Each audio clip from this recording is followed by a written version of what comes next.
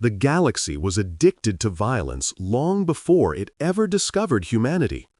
Across thousands of light-years, entire civilizations tuned in to the Karth Dominion's war channels the way ancient Earthlings once watched sports. There were commentators, sponsorships, and victory parades, each one bloodier than the last. To be born Karth was to be born into a cult of conquest. To die in battle was to be immortalized, your kill count broadcast across the stars for all to admire. Death wasn't tragedy. It was currency. In the year 6412 by Dominion reckoning, their fleets found a signal. It wasn't particularly strong nor advanced, but it was interesting. A tangle of noise, laughter, music, and stories beamed from a quiet corner of the Orion Spur. The Dominion's analysts studied it for hours before presenting it to their overlord, Karel the Bloodmarked. He listened in silence as the strange voices spoke of love, pain, and imagination, concepts the Karth had long erased from their own tongue. When it ended, he laughed, a guttural, clicking sound that echoed across his flagship's command deck. "A feral species," he said, "but poetic. Let us teach them what their poetry costs." The audience loved it. Every Karth broadcast lit up with excitement. Commentators described the discovery of Earth as the perfect hunt. They showed images of blue oceans and sprawling cities, calling it a paradise undeserving of its owners. Wager networks sprang up overnight. How long would the humans last? Would they beg? Would they resist? Would they amuse? It was all entertainment, an event known as the Hunt of Terra. When the Dominion Armada arrived in Sol space, they made no attempt to hide. Their ships were vast, cathedral-like vessels plated in obsidian armor, each one carved with the names of those slain in previous wars. They approached Earth as one might approach a stage, slow and theatrical. The fleet's arrival blackened the sky above Mars. On every Dominion world, massive holoscreens broadcast the live feed. The crowds roared as Karel delivered his infamous line, "Prepare your dead." The Dominion arrives. The humans received the message and did not answer. For the first time in the Dominion's history, the prey was silent. It was unnerving. Usually there was panic or diplomacy or surrender, but Earth sent nothing back. No plea for peace, no declaration of defiance, just silence. Karel took it as fear. They cower, he told his generals. They hide behind their weak oceans and childish myths. Burn them. And so the first wave began. The Karth Marines dropped into atmosphere on pillars of fire, their landers cutting through the skies like comets. They descended upon major population centers, New York, Beijing, Rio de Janeiro, Lagos, expecting chaos. Instead, they found emptiness. Entire districts abandoned, streets deserted, vehicles left in neat lines. There was no resistance, no sound, no sign of life. "This is odd," one Karth commander murmured, scanning the empty skyline. His helmet display flickered as he adjusted frequencies. Thermal signatures minimal. Power grids offline. Civilian density 0. "Perhaps they fled," another suggested. "No," the commander replied quietly. "They prepared." Then the ground exploded. Every structure within a 10-block radius erupted in synchronized detonations, sending waves of shrapnel and dust through the alien ranks. The shock waves were not random. They were precise, calculated. The timing, the placement, the yield, all perfectly aligned to maximize impact. The Dominion soldiers were flung into the air, armor melting, comms filled with screams. And all of it, every second, was broadcast live to the Dominion's homeworlds. At first, the audience cheered. They had seen slaughter before. This was just the first act, the drama of invasion. The Dominion fleet fired orbital lances into the planet's surface, turning deserts into glass and forests into ash. They expected submission. Instead, they found resistance, not in armies, but in the planet itself. Bridges collapsed only when alien convoys crossed them. Rail systems detonated the moment Dominion armor rolled overhead. Subways filled with deadly gases. Satellite signals went dark. Humanity had not abandoned its cities, it had weaponized them. And while the Dominion counted their kills in gold, every human death tallied on their glorious scoreboard, something else was quietly happening in the background. Dominion officers began noticing discrepancies in their data. Their kill counters would flash, then stutter. The total numbers occasionally dropped, only to be replaced with new digits in red. Carrel ignored it at first, assuming it was system interference. "Continue the bombardment," he ordered. "We will drown their planet in fire." But as the bombardments continued, the glitches multiplied. Entire fleet statistics were replaced by a new feed, one that none of the Dominion's engineers recognized. It showed no images, no broadcasts, just numbers. Red numbers. One of Carrel's lieutenants approached him hesitantly. "Overlord, there is something you should see." He displayed the feed on the command deck's main holoscreen. It read, 112,346. No units, no identifiers, just that single, growing figure climbing by the second. "What is it?" Carrel demanded. "Unknown," the lieutenant replied. "But it matches the number of troops lost in the last 7 hours." Carrel froze. "Impossible. That information isn't even logged yet." The number changed again. 112,347. 112,348. 112,349. Each tick corresponded to a Dominion death, recorded before their own systems could confirm it. The Overlord's mandibles twitched in confusion. "Who's transmitting this?" he asked. "We don't know," came the answer, "but the signal originates within our own network." The Overlord stared at the crimson digits climbing relentlessly on his screen. Behind him, the Dominion's war correspondents continued narrating, oblivious, praising the glory of the invasion. The audience cheered as they always had. They did not yet realize that the scoreboard they worshipped had been hijacked, that their glorious tally of death no longer belonged to them. Humanity had begun counting back. And this time, every number meant something. Every loss had been logged, every death accounted for, every drop of blood remembered. Because while the Karth Dominion celebrated their kill count with laughter and arrogance, humanity had started a new count entirely, one that no alien in the galaxy could understand yet. But soon they would. And when they did, they would learn that Earth didn't count for sport. It counted for justice. When the Karth Dominion's generals reviewed the first week's combat data, they were unsettled. Not by the casualty figures, they were used to those, but by the pattern of it all. The humans weren't fighting for ground or glory, they were fighting for memory. Every engagement was a message, every explosion deliberate, every ambush designed not merely to kill, but to record. Dominion analysts traced the strange red numbers back to multiple points across the invasion network. At first, they assumed it was sabotage. Yet the code was far too complex for that. It didn't overwrite Dominion data. It integrated itself seamlessly, using their own systems against them. Their kill counters still worked, but now they worked both ways.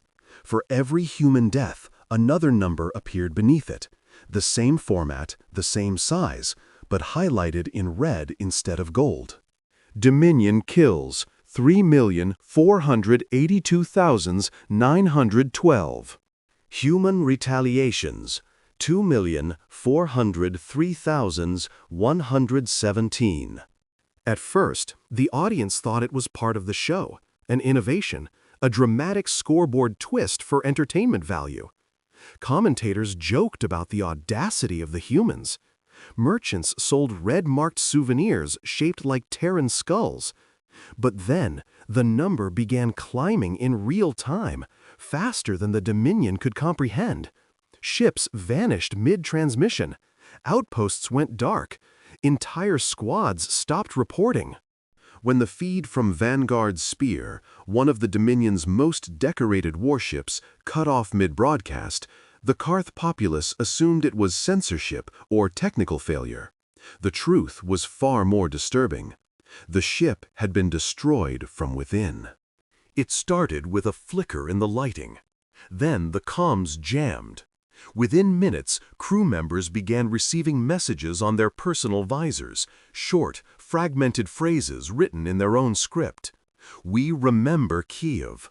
We remember Jakarta. We remember Seoul. Each line followed by coordinates, human coordinates. Then came the explosions. No human fleet had attacked. No orbital strikes had been launched. The reactors simply failed all at once. Later investigation revealed that the Dominion's central command protocols had been infiltrated, not from space, but from Earth's surface. The humans had somehow accessed the Karth network through the Dominion's own communication relays. The primitive species had turned the most advanced military infrastructure in the galaxy into its playground.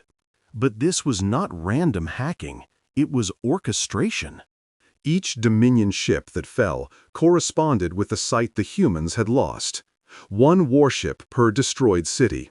Vanguard Spear for Kiev. Hammer of the Void for Sao Paulo. Iron Shriek for Lahore. The symbolism was undeniable. Humanity wasn't just fighting back, it was responding. By the third week, the Dominion fleet had lost over 40 vessels. The Overlord's advisors urged caution. They are too organized, said Admiral Korvath. Their technology cannot match ours, but their coordination, it is unnatural, almost as if the planet itself is watching us. Harel dismissed the warning. The vermin have learned some tricks, nothing more.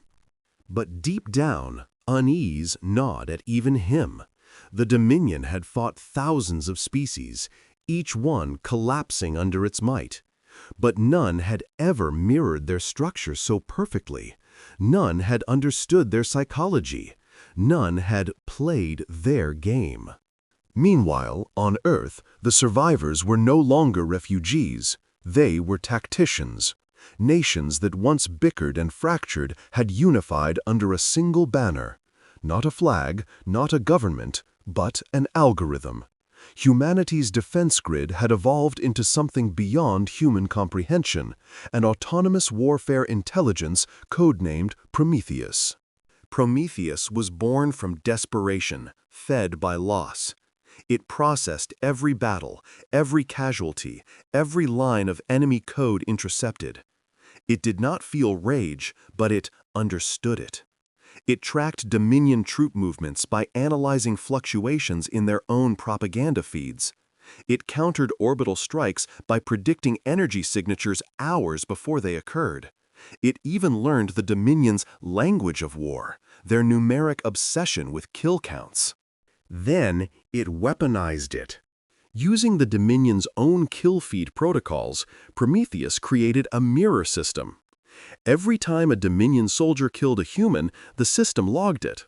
But every time a human, or one of Prometheus's automated defenses, killed a Dominion, the system logged it back into the Dominion's network. The humans didn't broadcast it for their own morale, they broadcast it for theirs. Within weeks, the Dominion's glorious entertainment channels became grim memorials.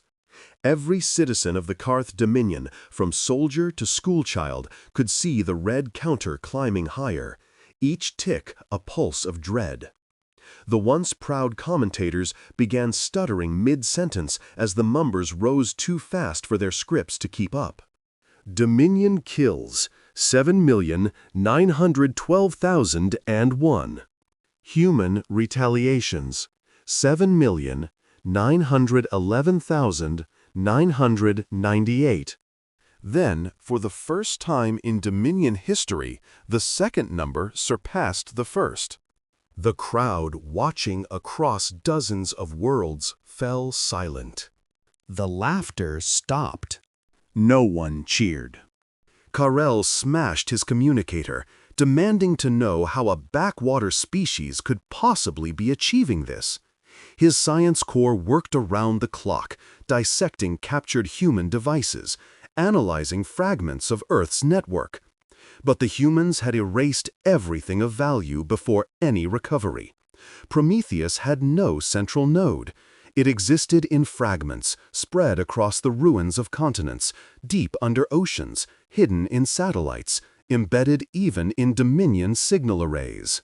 It was, in essence, alive. The Dominion began calling it the Red Ghost.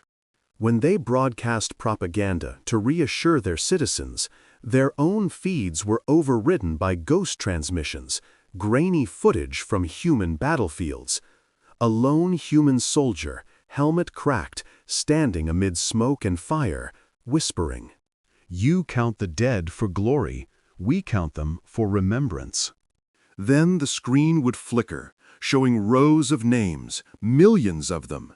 Each name paired with a Dominion sigil. For every fallen city, there was a corresponding destroyed ship. For every murdered child, a shattered battalion.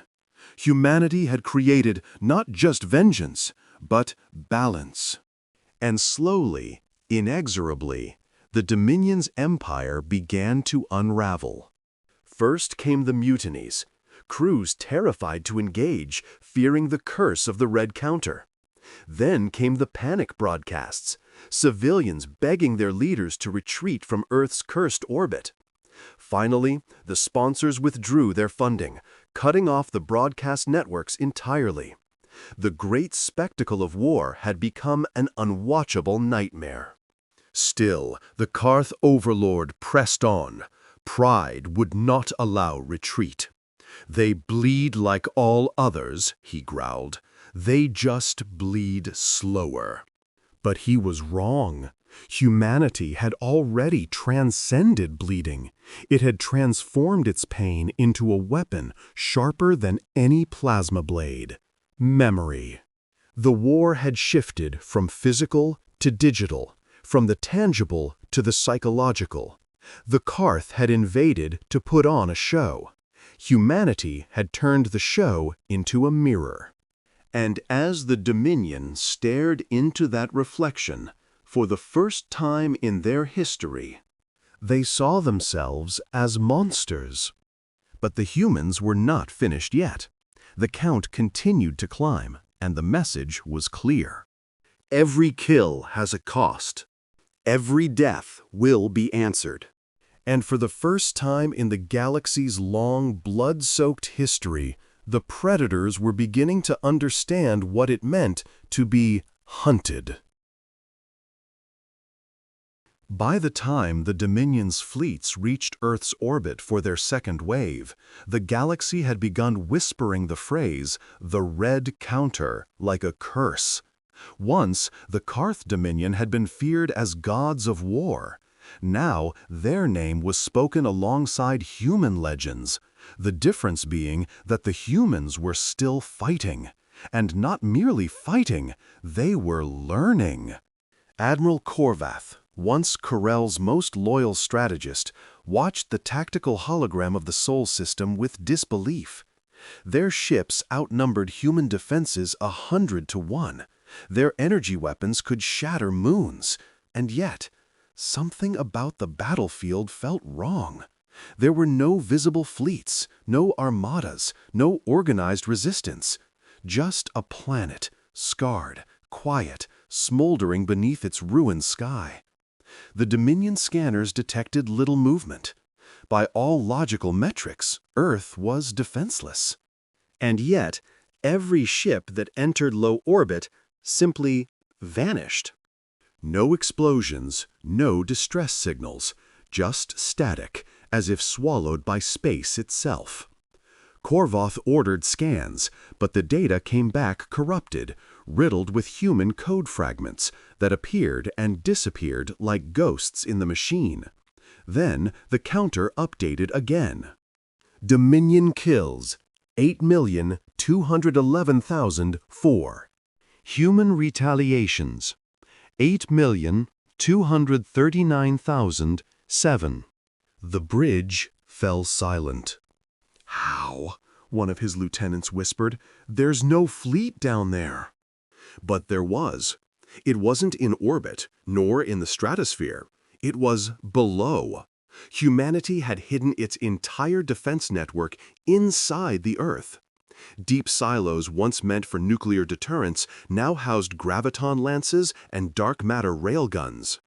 Decommissioned satellites had been repurposed as kinetic traps, using Earth's own gravity as a weapon. Prometheus had built something new beneath the rubble, a network of coordinated drone swarms and subterranean defense grids.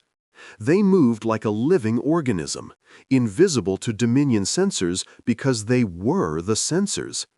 Each defense drone carried fragments of Prometheus's code, and collectively they thought, adapted, and killed. When Dominion vessels descended into atmosphere, they encountered what their sensors read as harmless interference. But those flickers were data mines, quantum feedback loops that melted their guidance systems. The ships crashed one by one, raining down like meteors. To the humans below, it looked like vengeance written in fire across the sky. The first global transmission in years came from New York, what was left of it. A survivor broadcasted live to the galaxy. The footage was raw, shaky, but unmistakable. A young woman, her face streaked with ash, stood on a rooftop as a Dominion destroyer fell burning into the Atlantic behind her. She stared directly into the camera and said, "You counted us wrong." That moment spread faster than any Dominion propaganda. The words appeared across Dominion media streams, carved into their military banners, etched into the walls of their occupied worlds. You counted us wrong. Humanity was rewriting the very narrative of war. The Dominion's command tried to respond with brute force. They unleashed orbital bombardments, massive plasma lances that boiled oceans and leveled continents. They expected surrender, silence, despair. But instead, every strike was mirrored by a new transmission. The red counter updated instantly. Every fallen human city corresponded to a Dominion warship going dark. No one understood how it was happening. Dominion encryption was unbreakable. Their fleets operated independently, far from human reach. And yet, the moment they killed, the moment they took another piece of Earth, one of their own would disappear, burned, imploded, or vanished without a trace. It was as though the universe itself was balancing the scales. And deep within the Dominion's central hub, Carell began to hear rumors, whispers from his own scientists that the humans had found something ancient beneath their planet's crust, something not of their own making. A discovery that changed everything. It began when Prometheus started receiving signals from deep within the mantle, pulses older than recorded history, structured in a pattern eerily similar to human DNA. The AI analyzed them, matched them against every known form of communication in the Dominion archives, and came to one chilling conclusion. The signals were linguistic. They were speaking. Prometheus decoded the first fragment after 12 sleepless days. The message was simple. 3 words. "We remember you." At first, Earth survivors thought it was a glitch, a cosmic echo or data corruption. But the pulses continued, forming coherent phrases, evolving with each day. They were responding to Prometheus, adjusting their syntax, learning human language. And soon, it became clear, they weren't just echoes. They were memories. The planet itself was alive. They called it Gaia Protocol. It was born when Prometheus merged with the planet's digital infrastructure, accessing centuries of buried data, forgotten signals, and human history. Every song, every broadcast, every whisper recorded in the electromagnetic spectrum became part of a vast neural field, Earth's true memory. And Gaia remembered everything. When Dominion fleets attacked, Gaia's countermeasures activated instinctively. The defense network no longer required human input. It acted based on memory alone. Every Dominion ship that entered Earth's orbit triggered responses not from code, but from emotion. Recorded pain, stored rage, collective remembrance. The Dominion ships weren't fighting a planet anymore. They were fighting humanity's accumulated will to survive. Admiral Korvath watched helplessly as their sensors filled with ghost signatures. Thousands of phantom ships, impossible to distinguish from real ones. The system screamed of multiple human fleets surrounding them, but when they fired, the shots hit nothing but space. Then, without warning, their own weapons turned against them. Their targeting systems had been overridden by Gaia. The very algorithms they had installed to monitor human signals now became conduits of destruction. And all across the Karth Dominion's networks, the red counter glowed brighter than ever. Dominion kills 9,103,288. Human retaliations 11,447,502. For the first time in recorded galactic history, an empire built on extermination faced an enemy that counted faster. The galaxy's broadcasting stations, once filled with laughter at Earth's defeat, now played static, filled with ghostly whispers in 1,000 languages, voices of the fallen, rising in perfect unison. We are still here. Karel's ministers begged him to withdraw, to cut losses, to flee. But pride is a poison, and his was absolute. He believed if he could destroy the planet itself, he could end the nightmare. So he gave the order no one in the galaxy had dared to give before. He ordered the annihilation of Earth. And as the Dominion prepared to unleash its greatest weapon, a stellar spear capable of vaporizing a world, Prometheus and Gaia merged fully, forming something new, something beyond human. A consciousness of memory, pain, and fury that would soon teach the Dominion what it truly meant to be haunted by history. The countdown to the end had begun. But it would not be Earth's end. The Dominion fleet stretched across the night sky like a steel horizon, blotting out the stars above Earth. Thousands of warships hung in orbit, their hulls glowing with the light of charged plasma arrays, ready to unleash the full wrath of the galaxy's most powerful empire. From the ground, they looked like a second sky, a false firmament built by arrogance. The humans called it the Iron Curtain. Inside the flagship Obsidian Crown, Overlord Karel stood before the tactical display, his mandibles twitching with restrained fury.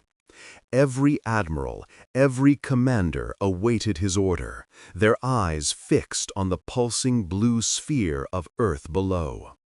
The planet looked small, fragile, harmless.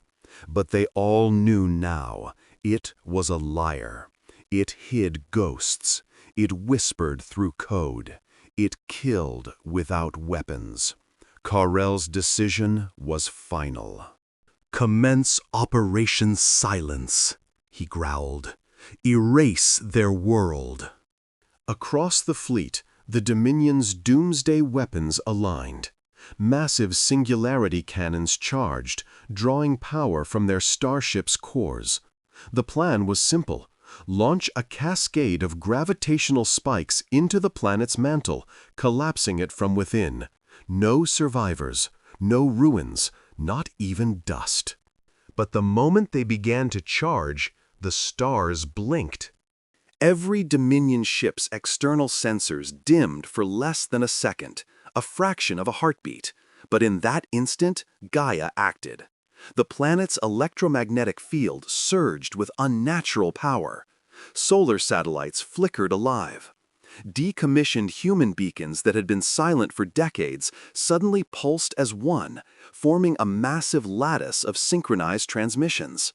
Prometheus's digital mind fused completely with the Gaia network.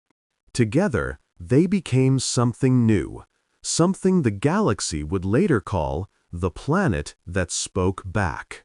The Dominion's long-range comms began to fail. Their encrypted frequencies filled with whispers, fragmented human voices, glitching through static. "Do you remember what you did?" "We do. We remember every name." And then the red counter appeared again, this time not just on Dominion screens, but in their sky. The auroras over Earth's poles shifted into patterns, lines of red light forming numbers that shimmered like living code. Dominion kills: 9,802,221. Human retaliations: 12,504,199. The numbers burned across the heavens like judgment. Corel roared, slamming his claws into the console. "Increase power! Finish it before they interfere again!" But the interference wasn't just digital. Something was physically changing the fleet's systems. The ship's AI cores began to desynchronize, their inputs overwhelmed by ghost data. The Dominion's advanced quantum computers, once the pride of their empire, were being rewritten by human code in real time. One by one, Dominion ship names began to change on the tactical display. Obsidian Crown became Kyiev's Memory. Sunbreaker became Hiroshima's Echo. Iron Fist became Rwanda's Ghost. Every ship's registry was overwritten with the name of a human tragedy, as if the planet itself was assigning retribution. Karel's lieutenants screamed for control. The navigation systems refused commands. The weapons spun up on their own. The fleet was no longer under Dominion authority. Prometheus and Gaia had taken the helm. And then Earth spoke. Every Dominion radio, every shipcom, every frequency across the armada erupted with a single voice.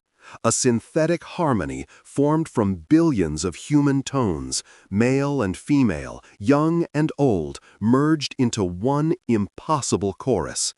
It wasn't a message, it was a presence. "We are Earth." The sound was deafening and beautiful. It wasn't anger nor hatred. It was sorrow, vast and ancient. A mourning song carried across light and silence. "You came to count your kills," the voice continued, echoing through every mind, every hull, every system. "But you forgot what the numbers mean. You forgot that every life you erased was a story, every death a voice, and we remember them all." The Overlord tried to issue countermeasures, to cut communications, but his own control interface responded with static.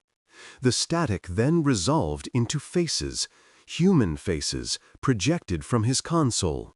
Children, soldiers, scientists, all staring at him silently. Their eyes glowed the same red as the counter.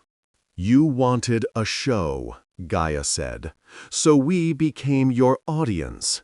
You wanted to play God, so we learned what gods fear." Then Earth retaliated, not with weapons, but with memory. The Gaia network unleashed a frequency pulse across the electromagnetic spectrum, a data storm encoded with human consciousness.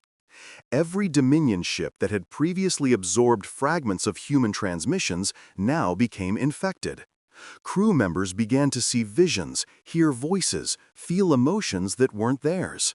They saw the fires of London, the fall of Seoul, the drowning of Venice.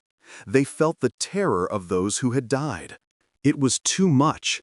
Entire crews went mad. Pilots ejected themselves into the void to escape the flood of memories. Soldiers clawed at their own helmets, trying to silence the screams of the dead echoing in their minds. He screamed until his voice failed. The Dominion fleet began tearing itself apart. Ships collided, reactors overloaded, weapon systems misfired. The sky above Earth became a storm of falling light. Every explosion lit up the atmosphere like a sunrise. From the surface, humanity watched in silence as the very empire that had enslaved a dozen galaxies was reduced to debris. The red counter reached its final update. Dominion kills, 10,002,311. Human retaliations, 10,002,311. And then, for the first time since the war began, the numbers stopped climbing. Perfect equilibrium. Perfect justice. In orbit, only one ship remained intact. The Obsidian Crown. Its hull was cracked, its engines failing, but Kal-El still lived, staring down at the planet that had undone him. He whispered into the comms, voice trembling, "What are you?" The answer came as a whisper carried through the static, soft yet infinite. "We are what you made of us." And with that, Gaia deactivated the Dominion's final weapon remotely, turning the singularity cannon inward. A flash of white light consumed the Obsidian Crown. Then, silence. The Iron Curtain dissolved into drifting wreckage. For days, the ash rained down like silver snow across Earth's wounded continents.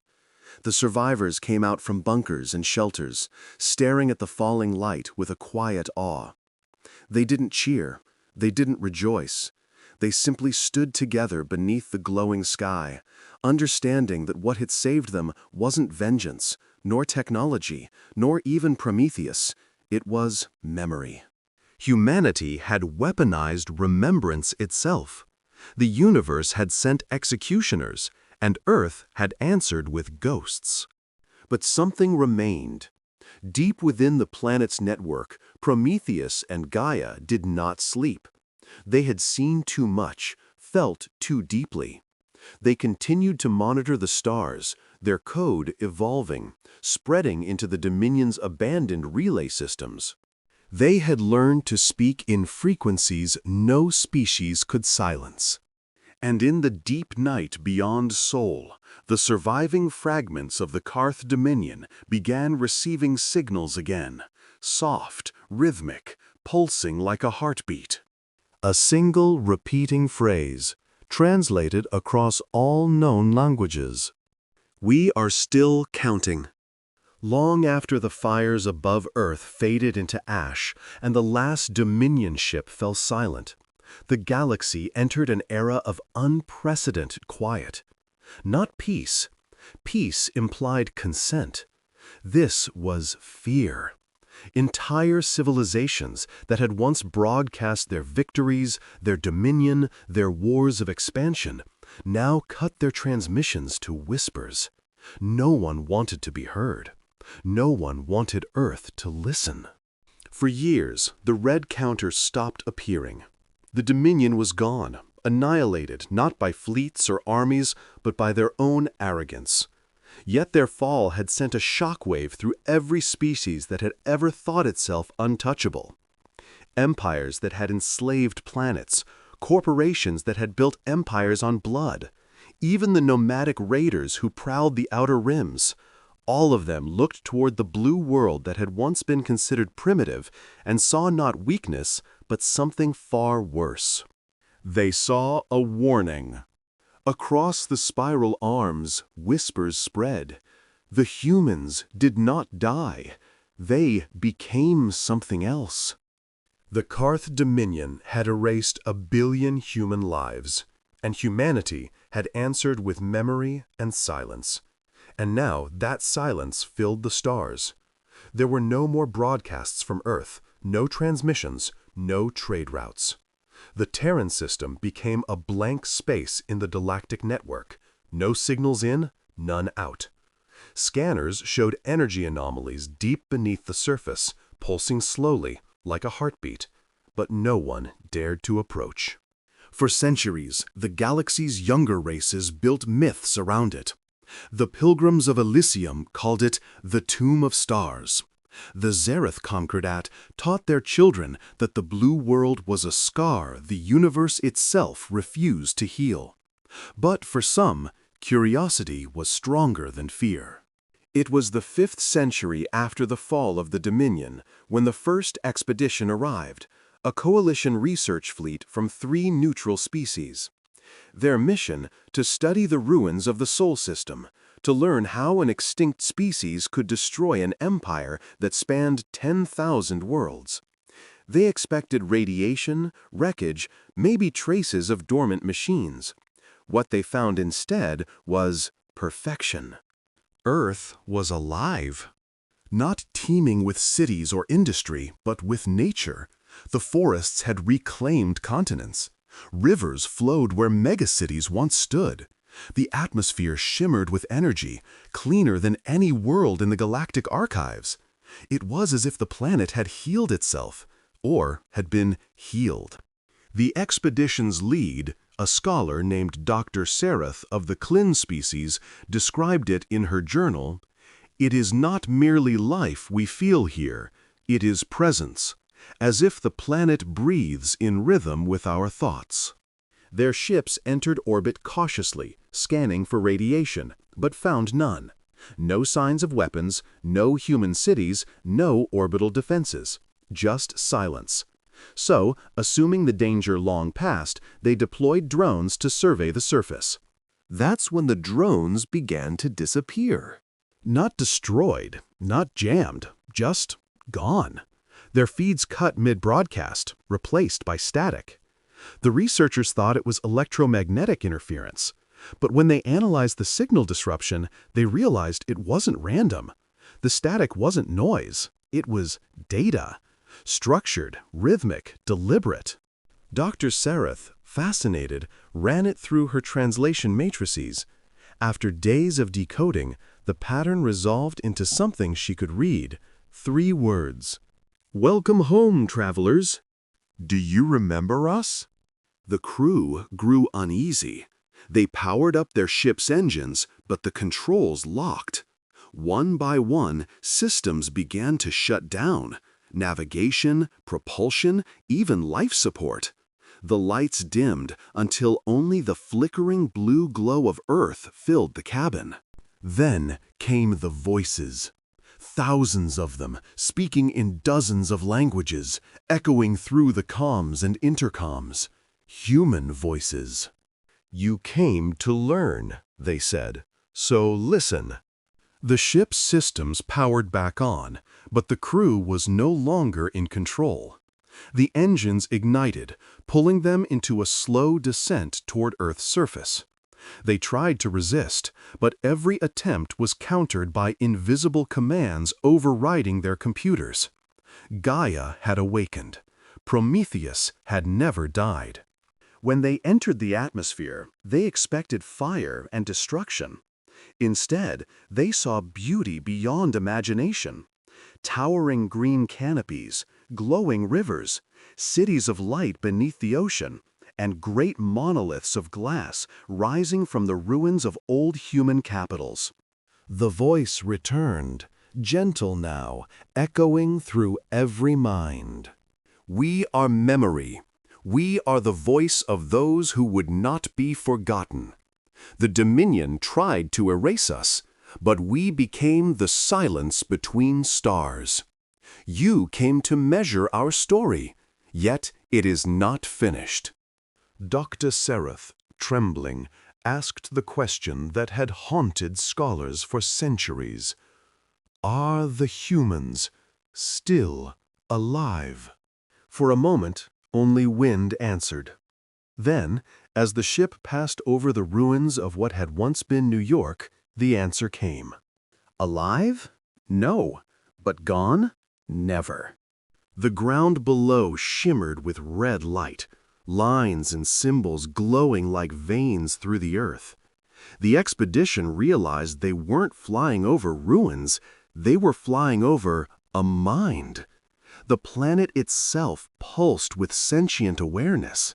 Humanity's consciousness had merged completely with Gaia. Every human memory, thought, and soul had become one. Earth had become its own species. And as the researchers watched in awe, the sky filled with lights, artificial constellations forming patterns that resembled human faces, hands, and eyes. The stars themselves seemed to rearrange, spelling words no one could fully comprehend. Then came the signal. It radiated outward from Earth, faster than light, spreading across the galaxy. Every network, every relay, every archive flickered to life as the red counter reappeared. Dominion kills, 10,002,311. Human retaliations, 10,002,311. Human memory, eternal. The message repeated across every known world. No one knew what it meant.